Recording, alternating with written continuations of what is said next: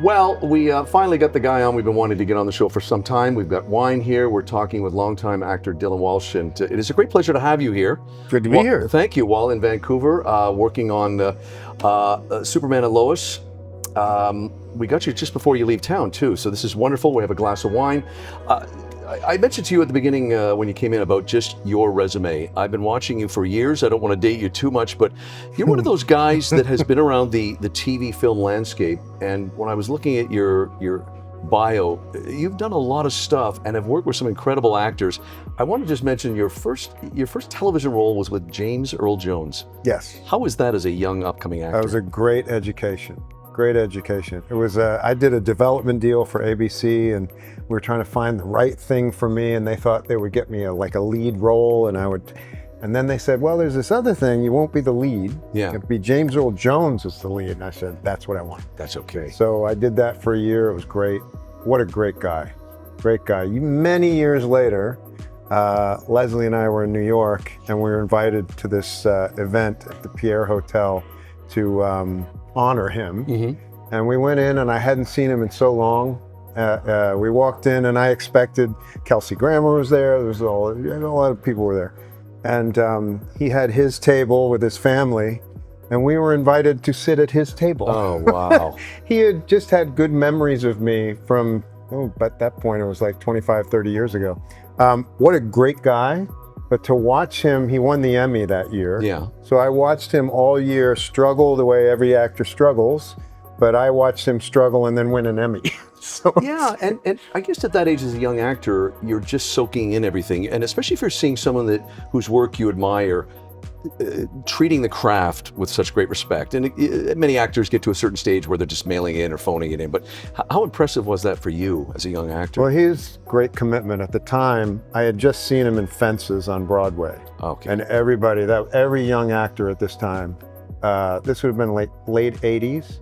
We were all just mesmerized by that performance. Right. And then that's why I said, I want to work with him when Yeah. they said it. And so I go, and look, TV's a different beast. It's a whole other deal. But to watch him, first thing I learned from James Earl Jones, cross out all the direction in the script. Every last bit of it. Okay, if yeah. it says he feels moved, nope. The words, you have to say the words. That was his rule. We say the words, but you do not have to pay attention to what they're telling you to do. So he said that'll happen on its own. You've had a great track record. Of course, Nip Tuck was a massive, massive show that also was in an era when you had to have great music in the show because it had to sell CDs and soundtracks. Talk about how you've managed to continue as you get older, taking on different types of roles. Well, listen, I mean, the best thing I can say about myself is that I've been doing it this long. I start to sound like an old man, but honestly, that's what I'm most proud of. Mm-hmm. That's a lot of years. The resume gets longer. Yeah. You know, you're right. Nip Tuck stands out because it was a big hit. Yeah. And it was such an honor to be a part of that. And of course, it was like a roller coaster ride. I loved every second of it. But I'm also proud of just the longevity, the whole breadth of the career. A lot of different things, some mediocre stuff in there. Some of my best work has been in mediocre things over the years. That's just the way it happened. I've seen many movies where the movie has been mediocre, but I loved the actor's performance. Not every Spencer Tracy did a lot of mediocre stuff, but I always liked his performances in films. One of the movies, when we first got to know you through one of our producers, Neil, I said to you, one of my favorite movies of the 90s, and I'm a very big Paul Newman fan, is Nobody's Fool from 1994. You have a very large role in that movie playing his son. Yeah. Again, like I said with James Earl Jones, what are you watching with not just him, but Jessica Tandy? I highly recommend people look at this movie because he's 70 in that film. Yeah. But just to watch you guys work with him, again, lessons learned there? Oh, yeah, I think I learned the most there. James Earl Jones, Paul Newman.